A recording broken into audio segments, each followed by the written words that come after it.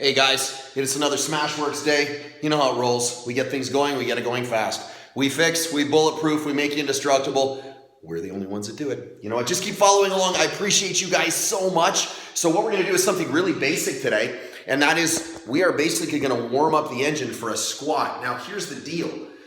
By the way, 8-man strong, super badass. You have to check this stuff out. And it's not a plug for the company. It's just that their stuff is sick. I love it.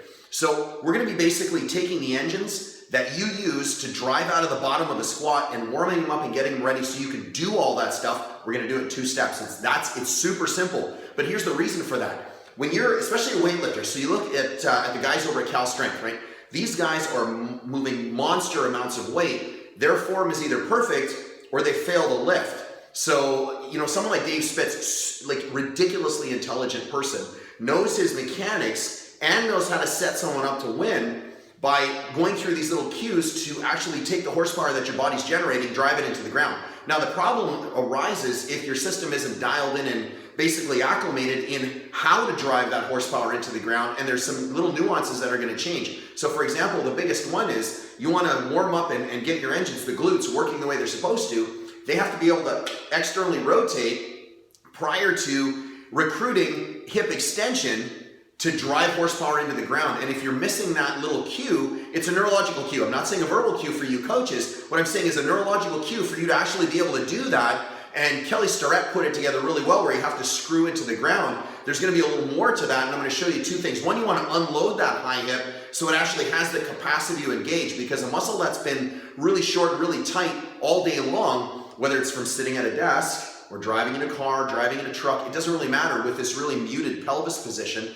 you're going to wind up having a lot of problems driving out of the hole in a squat. You're going to wind up using the TFL, and you're going to wind up using all these reflexive stabilizers as a prime mover, and you wind up getting injured. And here's the issue. What happens is the knees tend to collapse throughout the day as we walk because we don't stay in that externally rotated position. So the TFL, glute med and glute min aren't engaging, so we're relying on the vastus medialis, right? So that's this thing right here, and it's going to wind up taking over, so you become very quad dominant inadvertently. Now undoing that knot, super hard. So instead, I'm going to give you 2 drills to force external rotation in that hip, basically centralize the joint. So I'm going to go back to Donnie Thompson, what he said, right? We want to centralize that joint. That's where we prevent injury, is keeping that head of that joint, whether it's the femur or the head of the humerus, here or here, in the center of that socket, you're a lot less likely to injure the tissue. It's just that simple. So we want to fix the mechanics really, really well, and we want to do it in as few steps as possible, because guess what? Speed wins. It's just that simple. So we're going to unload the tissue and centralize the joint all in 1 step,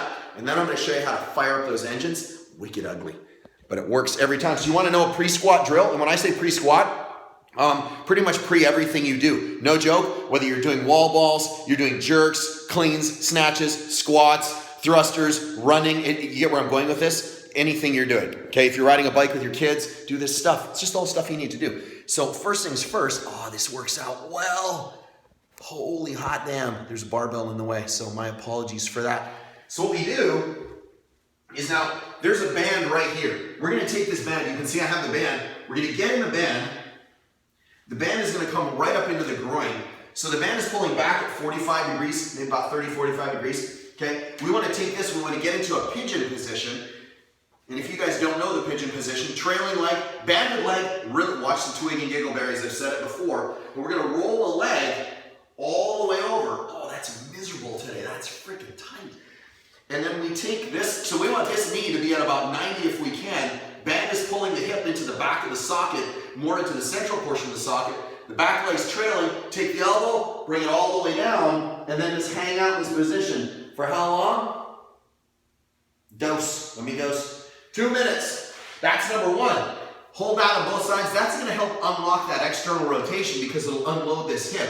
Now we get to work. So what we do, that's some dirty filth on the floor. Now we step into a band, and we want to do this. So I'm loading up the band, so I'll get in here so you can see what I'm doing. I'm going to stand in the ring. It looks like I'm squatting to either start a race or take a pee, one of the 2. And that's only if I squat when I pee, which you don't, but if you do, well, that's your thing. So you're going to load up on one side, but you're going to take this leg off the ground. So you're taking the leg off the ground, and then I'm just going to go out and in, right? That's it. So I'm loading the band. I'm gonna do probably about 12 to 20 reps. So the band is loaded. I want you to balance on this leg. So you're gonna load the band, balance on the leg, okay? And then without wavering on this leg, you're gonna go this. You're gonna do this. That's all you're doing. These are going to be burning. And then you're gonna do the same thing on the other side. And that's it. I can already feel these. And this is just to give you an idea. You guys always ask me about my bands. It's like a 1/2-inch band. I just doubled it up. It's that easy. You can use a hip circle, right? Mark Bell, good product, hip circle. Doesn't really matter. Use whatever you have. So the difference is hip circle will go at the knees instead of the ankles. That's it. Trev, warming up squat, SmashweRx. You know how it rolls. Hanging out in the garage. I'll check you guys out tomorrow. Peace.